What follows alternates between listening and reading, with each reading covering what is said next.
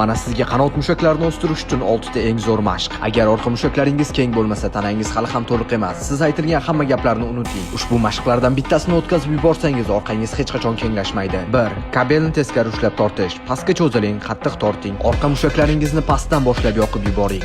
2. Kabelni keng ushlab tortish. Orqani kengaytiruvchi klassik mashq. Har bir qaytarish bilan orqangiz kengayadi. 3. Oldinga egilib kabel tortish. Qat'iy va og'ir tortishlar umurtqa bo'ylab xom qalinlikni hosil qiladi. 4. To'xtab bajariladigan turnik tortish. Hech qanday tebranishsiz, to'liq nazorat bilan yuqorida ushlab qotib qolguncha, mushaklar yonib ketmaguncha.